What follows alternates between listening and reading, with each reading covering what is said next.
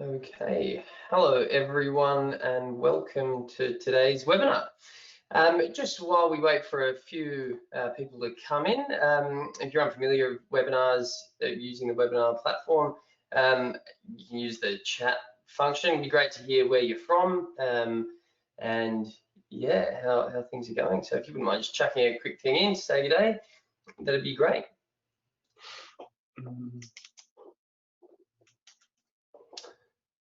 Okay, while you do that, I might start off and introduce ourselves. So my name is Hugh Wardle. I'm the Regional Development Officer for the Hort Innovation Funded VegNet project for the northern, western and southeastern regions of Victoria. So for those of you who are unfamiliar with the project, VegNet's basically here to disseminate and communicate research-based information back to Australian vegetable growers.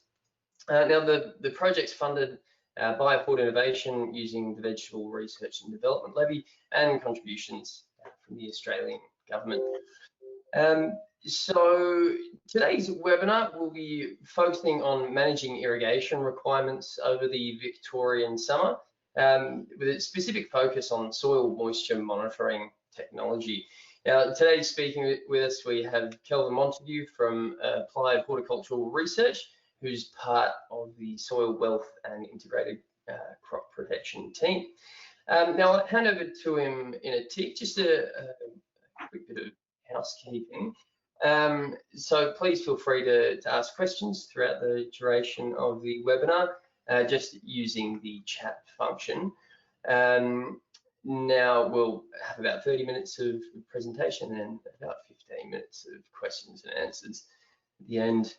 So the webinar will be recorded and available through the AusVegGeek website for you to view at a later date. Now, just to get a bit of an idea of where your sort of knowledge and experience is at with soil moisture technology, I'm just going to run a quick little poll. So you should, oh, sorry, 2 seconds. You should just quickly see that pop up on your screen in a moment. Sorry, I'm having a little bit of difficulty with that. No problem. Look, we might just move on with things. It did come up there. It did come up at one stage there, Hugh. Oh, did it? Yeah, it disappeared. Oh, that's no problem. Look, we might just crack on. So yeah, look, I'll pass you over to Kelvin, who will run through his presentation. Thanks, Hugh, and yeah, thanks for coming along to those faceless people that I can't see. So I'm assuming you're out there. So I'm just going to get my screen up. Can you see the presentation now? Yeah, that's looking pretty good. Okay, look, what I'm going to do today, and I'd far rather have some questions and answers, so I'll probably work through this reasonably quickly. But really just take you through, you know, why we monitor irrigation and soil moisture and crops. Some tips on some of the technologies to do it, and then some thoughts on how you should be approaching some of the data and some of the interpretation.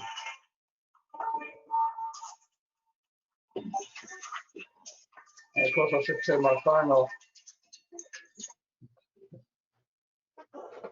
Sorry about that. Hopefully that won't ring back.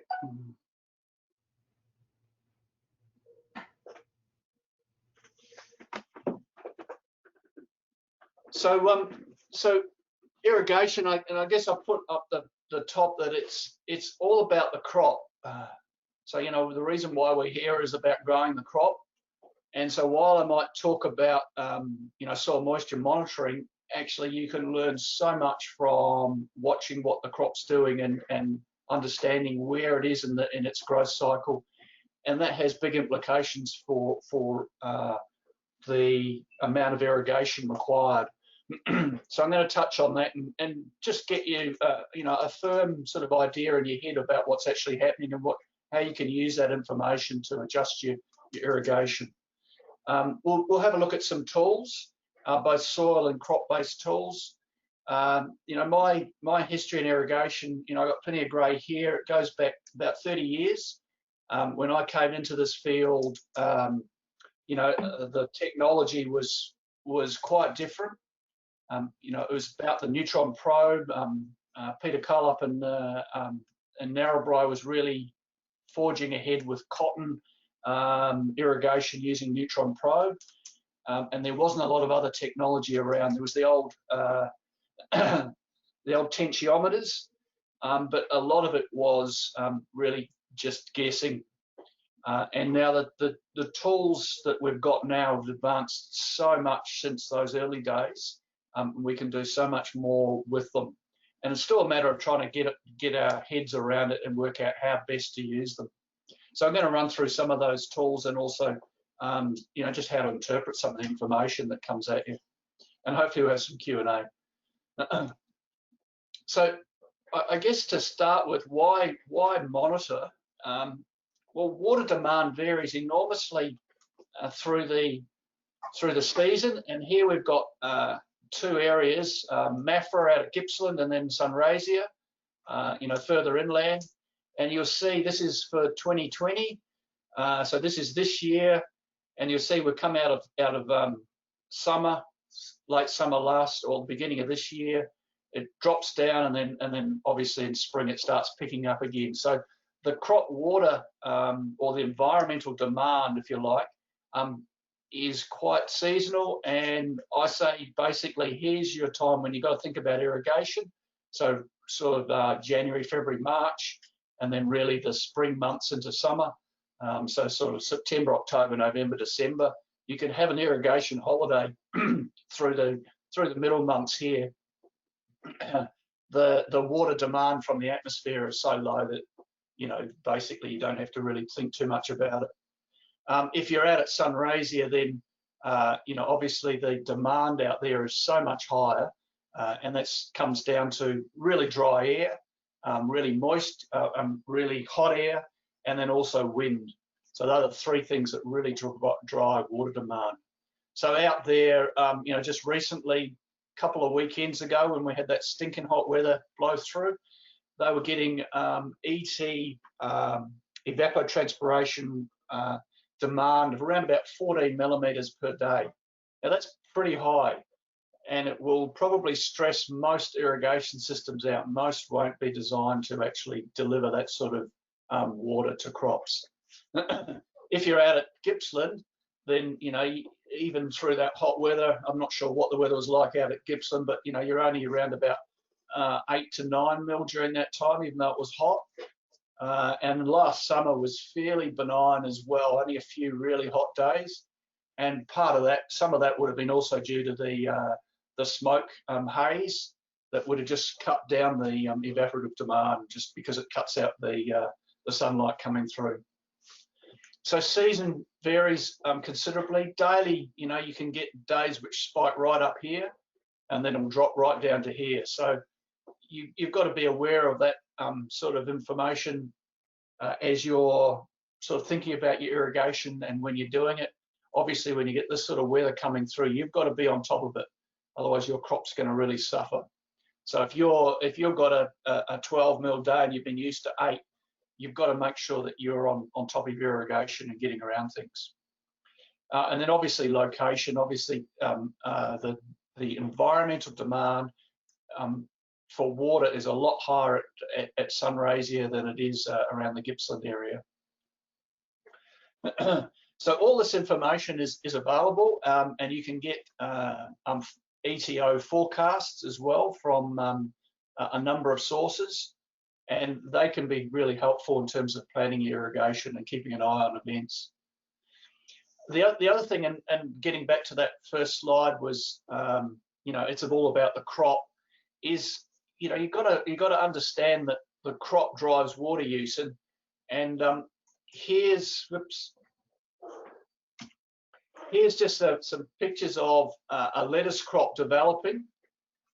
So basically transplanting through to full canopy. And basically you're going from about 20% of that environmental demand through to 100% of that environmental demand. So that's your growth curve. And that's what it looks like as your lettuce crop grows. This is an example for a potato crop. This is a potato crop from last year. So basically here's your sprouting and emergence.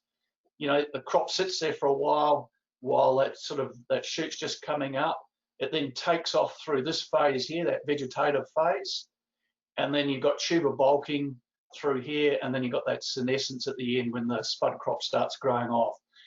Through this area here is when you're going to get your peak water demand.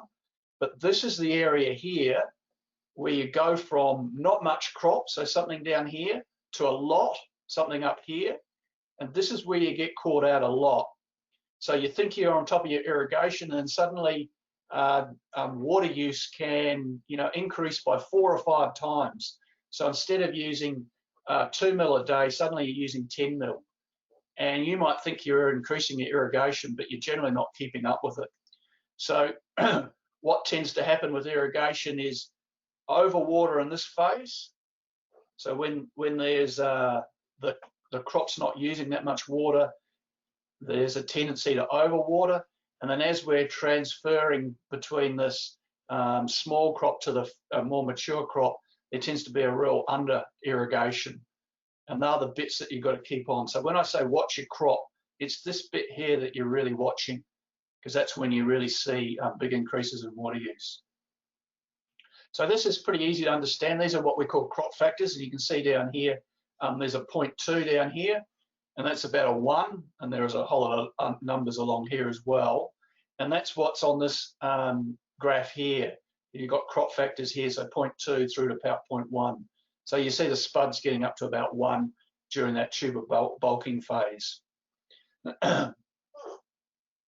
Here's another example of the potatoes crop water use. So again, that crop factor times your evapotranspiration. So this is your evapotranspiration.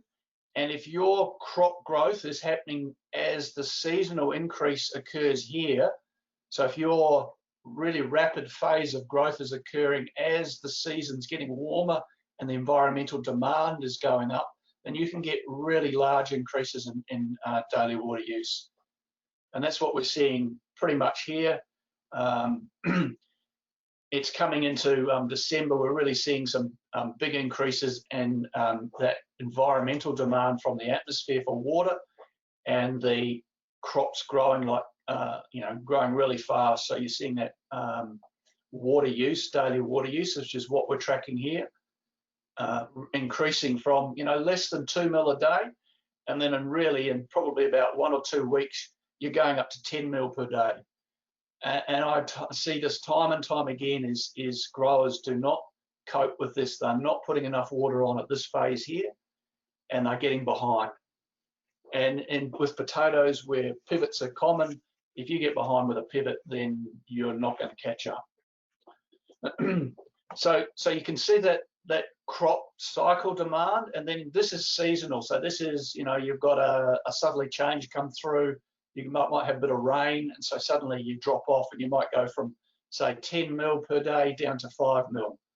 But it's this increase here that's really important. That's what you keep an eye out for. So watch your crop. Watch this vegetation phase. Your crop growth is driving that water use, and you can get like a 5-fold increase in water use during that phase. Watch the weather. So this is what you see now, that you've basically got full canopy, but the weather's varying. So you can go from 10 mil down to about 5 mil. This is another example. This is in corn. Same sort of thing. The blue dots up here are your evapotranspiration observed. So this is the demand from the atmosphere. This is what you see calculated by the likes of Bureau of Met. And you can see it varies through the season. This is just December. But really what's happening here is the green dots. This is crop water use. that's really increasing quite rapidly. And again, that's because of this thing down here, which is your crop factor. So this is your crop growth curve down here. And so your leaf area is developing really rapidly, and it's driving this big increase in water use. So, you know, the key message is really watch those spaces. If you've got a spinach crop, that can happen very quickly. So you've got to be on top of your water. So I'm just going to touch on some of the soil moisture monitoring tools that we've got. There's quite a few around. These ones here are probes. I can't have, Hugh, can you see me on the screen? I can't actually see my webcam. Yeah, I can see you and your screen, both there. Yeah, okay. I'll just take a second to find out where I am, because I'm just going to hold some things up. Oh, here we go. So what you can see here is a series of these sorts of probes. Where am I? These ones here. So these are like a probe that you stick in the soil. I like these, particularly for vegetables, because they go on the soil and they read pretty much straight away. And also you can see basically what happens is it sends a signal out from this white box, and it basically measures all along that probe between those two probes. So you're actually measuring a reasonable volume of soil with these sorts of probes. So this is a set of these in the soil, and basically at the start of spring, I'll put all my probes out in the soil, and I just usually do it at home, stick them in, and you're basically just checking to see if they're reading correctly. Because I have put out a lot of probes, and if you're not close to them, and I have probes out all across the country, and you get a reading which you don't believe, and then you're all starting to scratch your head. Is it okay? Is the soil really dry or really wet, or is some error in these devices? And if they're old, like this one here is probably about 3 years old, so it's really handy just to put them all out. And I might do that in August, and just check to see that they're all giving roughly the same reading in a similar area. So I'd expect to be plus or minus 10% across those probes in the soil. And then you've got more confidence when you put them out in the field. So that's the first one. So that's one set of sort of technology. and these are pretty robust for the vegetable industry. Reasonable priced, you know, they're around about just over $1,000 for a communications unit. I'm just going to try to find my webcam again. Where am I?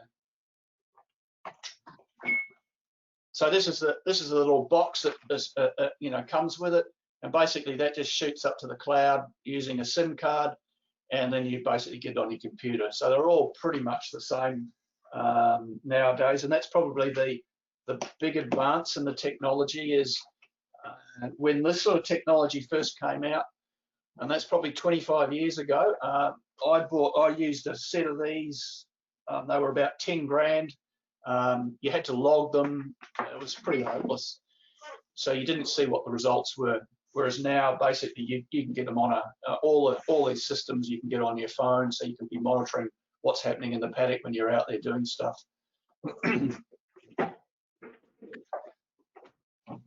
Another bit of technology. Again, similar sort of similar technology. It's got the probes that go into the soil. The good thing about this one is you've got a little meter. So basically, I take this when I'm out in the paddock, and if you've done any of the soil moisture courses I did over a couple of years ago, then we would have been using this. And so it allows you to wander around your farm and get a feel for what sort of moisture content you're getting across your paddock. And it's really useful if you've got a number of people managing irrigation. You know, so someone might be doing Friday, Saturday, Sunday, Monday, and another person doing the other. You can basically calibrate against this. So you can basically get your spade in your eye so that you're seeing moist soil, you roughly know what it is, and that you're consistent across all the people that are actually doing it. So this is really, really useful. I've had plenty of arguments with growers in the paddock because generally what I'll do is I'll dig a hole and say, right, what do you expect in terms of your soil moisture profile? And then we can basically just go down and get a reading down the profile.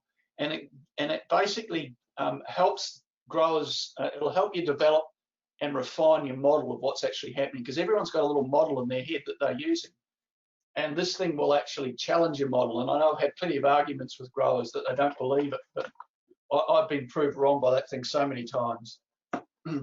So that's another bit of kit. They're about 1,000 to 1,500 for one of these.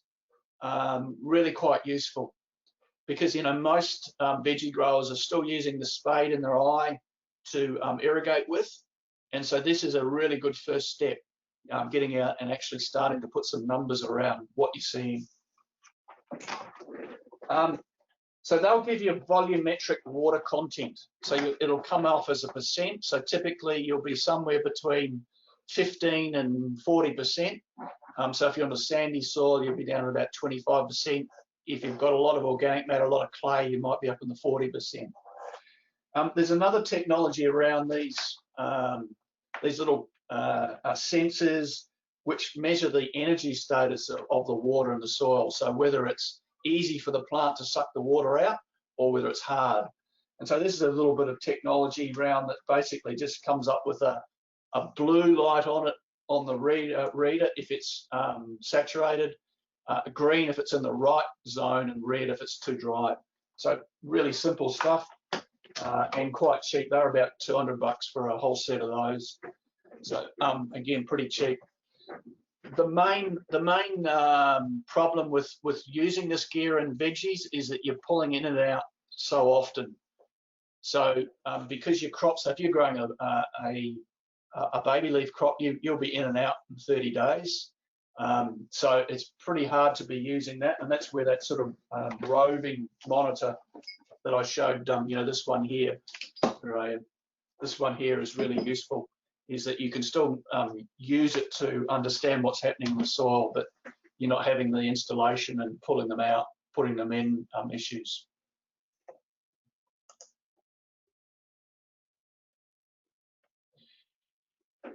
One of the key things about when you start to monitor soil is you've got to have an idea of what you're trying to look for in the soil. And this is where I find a lot of people, just get a bit lost in what they're doing, because suddenly you put these gear in, and I know some growers that have put 20 monitors in, 20 of these sets in, and then I'll go back and talk to them, at the end of summer, and they'll say, well, how'd you use the data? And they say, well, we didn't, because we're confused. So you do have to be thinking about how you're going to use this data. And this is a good example. I say one of the things that you want to be doing is making sure you're not drying your subsoil down going into summer, because that's basically your insurance policy. If you don't have moisture in your subsoil and you're growing a big crop of corn or a potato or a lot of other crops over summer, even lettuce, then you're very susceptible to a hot period coming through where your ETO is spiking up to 14. Your irrigation system can't keep up, and so you're really reliant on your soil to deliver the moisture. And if your subsoil is drying down, the crop is going to suffer.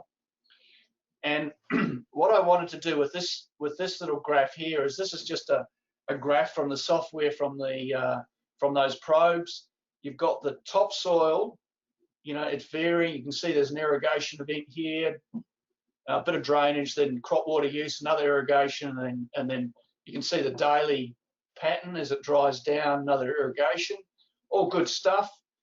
If you look at this, and this is 7 days, and then if you look at the 50 centimetre probe, it's ticking along, doesn't look like much is changing. All looks good. So, you're happy with that. I'm now just going to go down below. This is exactly the same probe. So here's our spikes here. This is the week that we were looking at.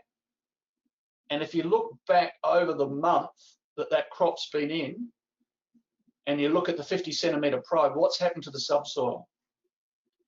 It started up here, ticking along, not a lot's changing for the first week or so. You know, the crop's not that, is just starting to get going, because the crop was actually planted earlier, so the leaf area is not there to dry water use. But then you start to actually get a bit more leaf area. They think they're keeping up with irrigation. This looks all right, but you can see over that 3 week time that the subsoil moisture, so that that water at 50 centimetres is dried down from here to here, and you don't see that if you're only looking at it at a week. This looks fine. So sometimes you've got to zoom out a bit, and so that you can see what the overall trend is. And I see this time and time again. This is a very common issue for growers. This is when that crop growth is really taking off. They think they've doubled their irrigation, so they think they're keeping up, but they're not. So the crop's pulling water from depth and drying the subsoil down, and they, trying to increase their irrigation, but you can see that they're not refilling that that deeper soil. So it hasn't, even though they're putting irrigation, it's starting to increase in frequency. It's not coming back to where it was up here. So that means when the crop canopies totally cover, you've got 100% crop canopy, and you get a hot run of weather, then your reserve moisture, the stuff down here, is gone. And then you're totally reliant on what you're putting on. So I basically, always keep an eye on what's happening in your subsoil. This stuff here is fine. Obviously you don't want to be drying down your topsoil. You want this to be bumping along and not trending down as well. So, when you look at the blue line down here, this looks fine. They've obviously upped the amount of irrigation they're putting on, but it's still not getting down into the subsoil. And I've had this quite frequently with a grower I work with up here in Sydney in corn. And the first year we put these in, I was forever ringing them up and saying, Val, you're not irrigating enough. And so often a lot of this monitoring doesn't lead to water savings, i.e. putting less water on. I end up telling people to put more water on because they're not meeting crop demand, particularly in that peak time of January. So if you're cropping over January, you're going to use a lot of water. And it's pointless using some water if you don't grow the crop right, because veggies, the tolerances and the market specs are so tight. If you fall outside that, then your crop becomes unsaleable and you've wasted that water. This is another one. This would be from like a capacitance probe. So this is the tube that you put in the ground that this case goes to 60 centimeters, and it reads every 10 centimeters. And while that sounds good, it actually, the data that comes off it can get very confusing. So I generally just put this graph up to show, just be careful with how you use that information, because it can become so distracting. Most of the time people will just, their eye will be drawn to the 10 centimeter one, so the shallowest one, which will fluctuate like hell. It'll be jumping all over the place with every irrigation, and then they miss the changes that are happening, at depth. So just be careful about how you're using your information.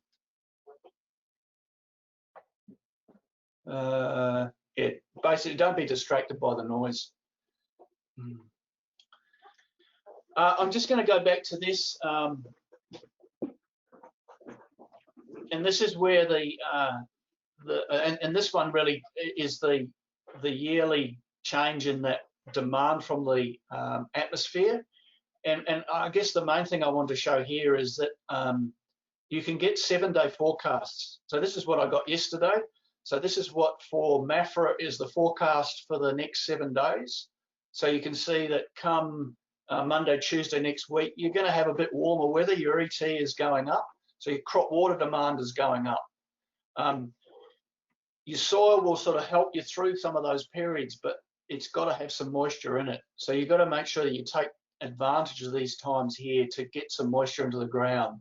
You can see if you're out at sun rays here, you've had a bit of a break from really the high demand days, but you're going to be heading into those with 14s, 13s through the weekend and into the early week. So you've got to make sure that you're on top of your irrigation with that sort of demand.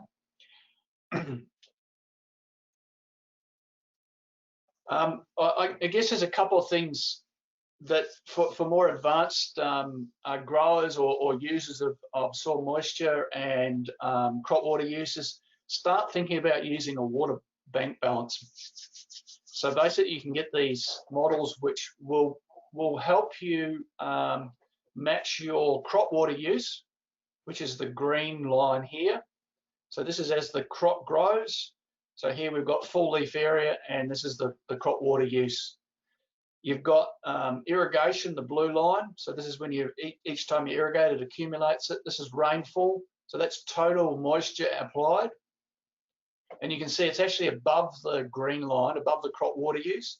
And so that might indicate that you're getting some runoff, which you often see in wheel tracks, water running off the site, and that's not getting into the soil and not being used by the crop.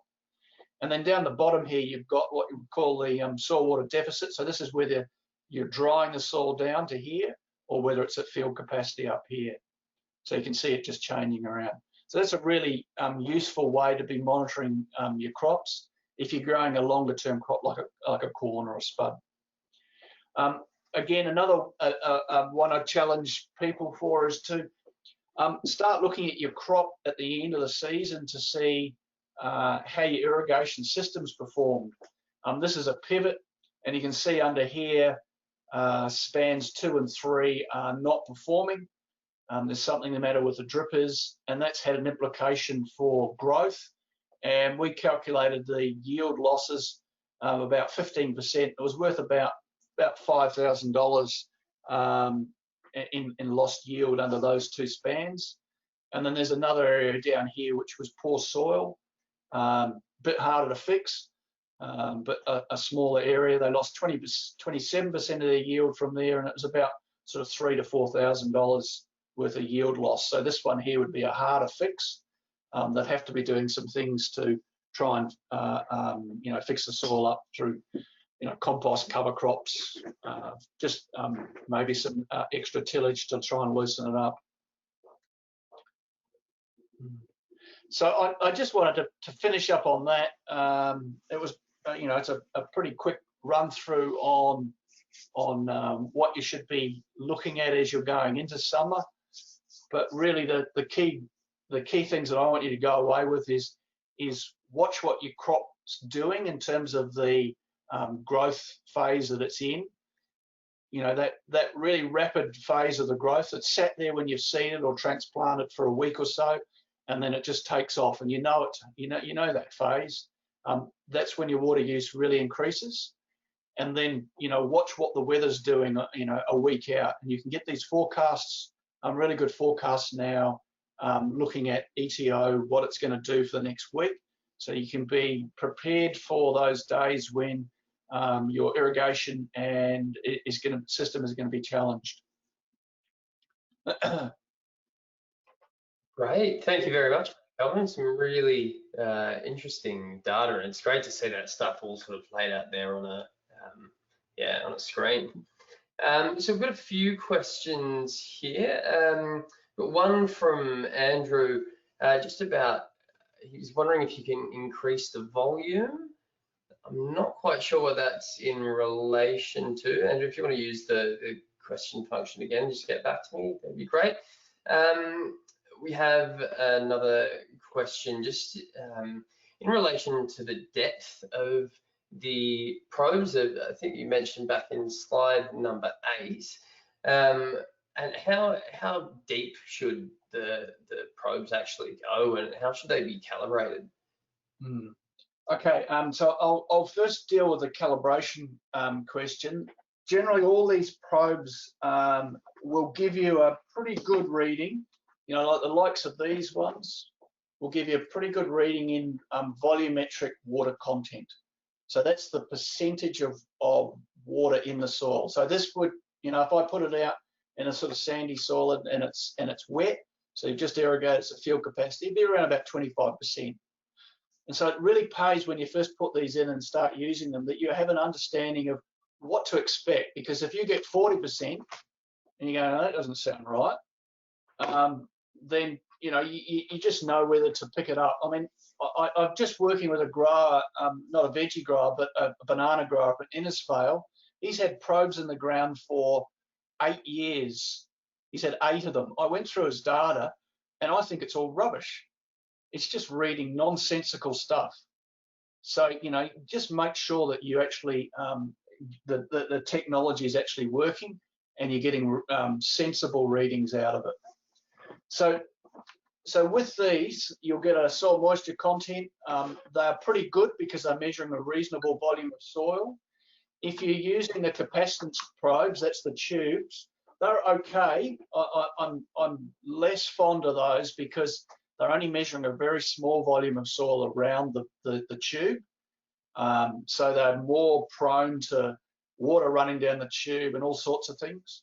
And also they take a little while to settle. So if you're taking them in and out of crops a lot, they're not so practical. If you're putting them in a cotton crop and leaving them for the season, they're great. Even a corn crop would probably be okay. They're really well suited to more your perennial crops, your orchards. So I tend to go for this sort of technology because it's a bit more robust. Now, should you calibrate them? I'd say unless you're really going to, unless you're really starting to push your technology and the way you're using it and get into that water balance model, I'd say don't worry about calibrating them because it's a lot of work. These will give you, you know, within probably plus or minus 10 to 15% of what the true value is, but they will track the wetting and drying cycle pretty well. You just won't have an absolutely tight number around them. So in terms of calibration, if you want to calibrate them, you can, but you don't need to use them to manage irrigation. You're looking for those trends.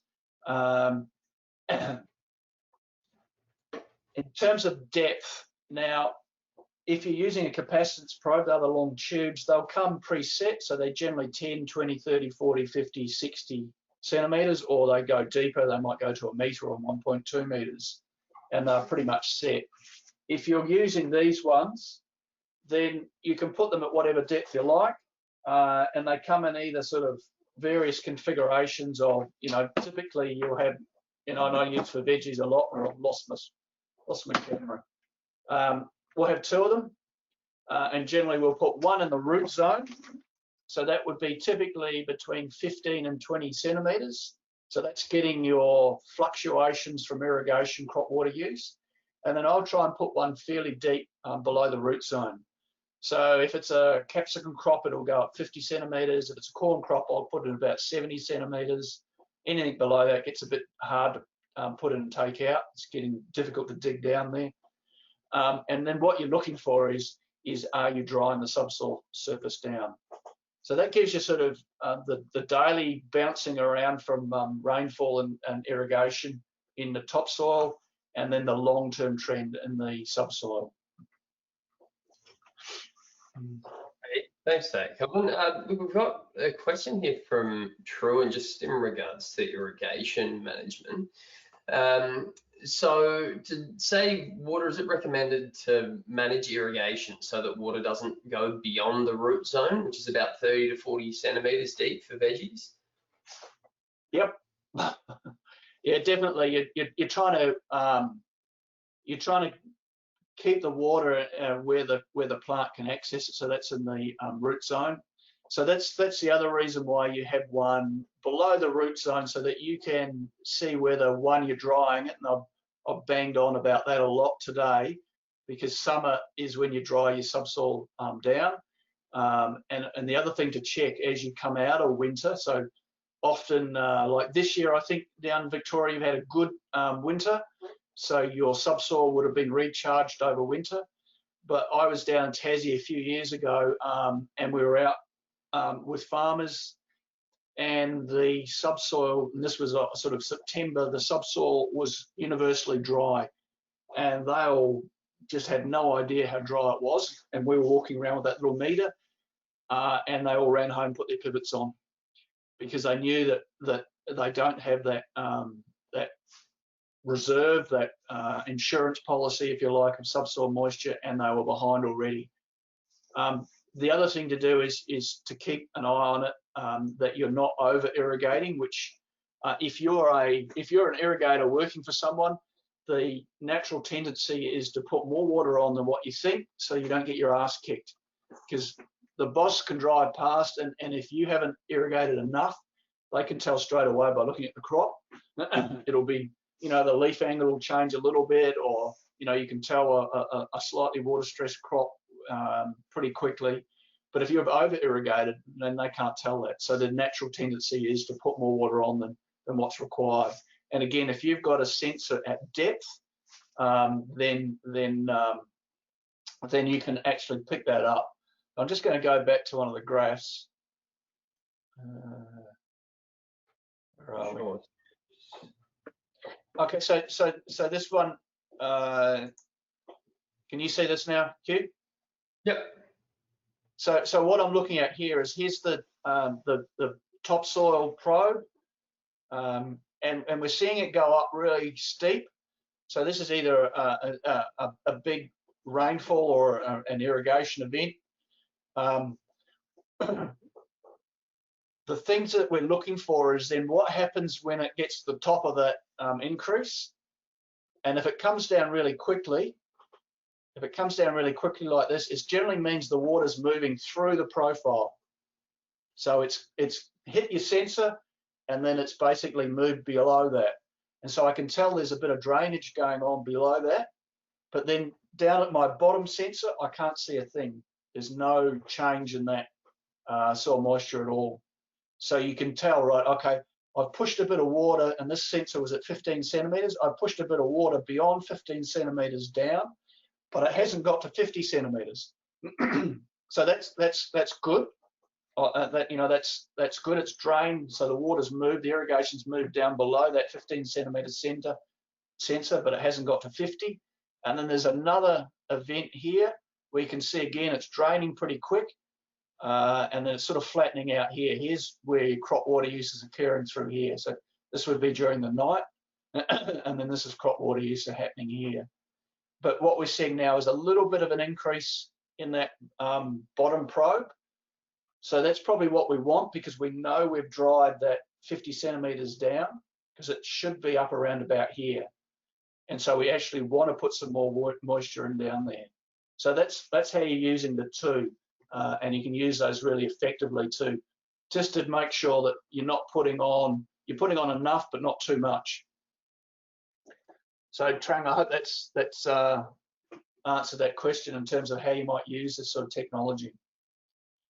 Because also you got to remember, if you do over irrigate, you're pushing your nutrients below the root zone as well, particularly in nitrogen. So that's the other thing that happens when you over irrigate. Great, thanks for answering that one, Kelvin. Now, just quickly, we've only got a few minutes to go. We've got another question from Truman, just about translating soil moisture monitoring readings into irrigation practice. So, yeah, I guess how's that done, and within the sort of time and shifting with irrigation? Yeah, a great question again. Look, this one here. So if we look at this one here, it's the 15 centimeter probe is reading 22%.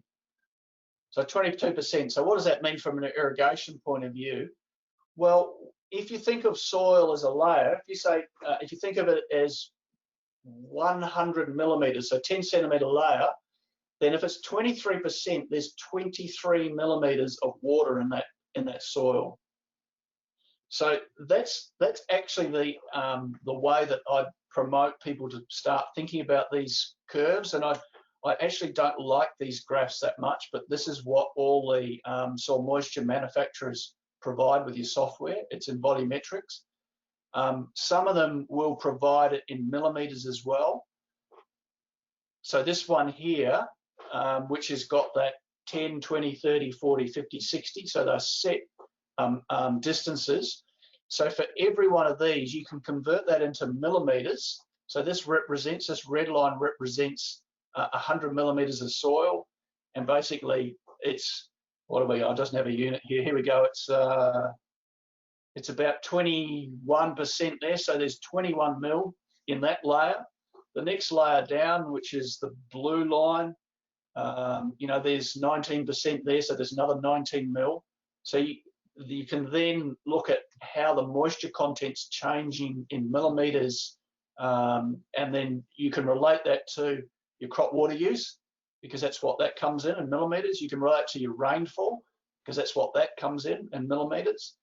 And you can relate it to your irrigation, because you might talk about using your, you know, the run time for your irrigation, and you give it, if you're on a drip, if you're going to give it 6 hours, or you're going to give it half an hour, if you're on a sprinkler, or an hour. You somewhere in your system, you should know that, say for a typical solid set irrigation system, you're going to put on around about 6 to 8 millimeters per hour. So you can say, well, if I'm going to give it 30 minutes, I'm going to put on 3 to 4 mil of irrigation. And so you can get all these units matching up. And I think that was, I'm just trying to zip through the slides again. That's where this one here becomes really useful, because if you see over here, it's all in millimeters. So your crop water use, your irrigation here, your rainfall, and your soil moisture is all in millimeters. And if you can actually get to that stage, and I say that's an advanced level you're getting to, then it suddenly becomes a lot easier to basically keep a bank balance of your moisture in the soil, and you know what's the demand for the next month, or the next week, I should say, with these forecasts. So you can see again, this is all. I might just have to stop you there. We've got about 20 seconds to go before you get cut off. Look, thank you very much for everyone for coming along, and thank you very much to Kelvin for presenting. If you've got a quick minute, just as you exit, it'd be lovely if you complete the survey. Thank you very much, everyone. Bye.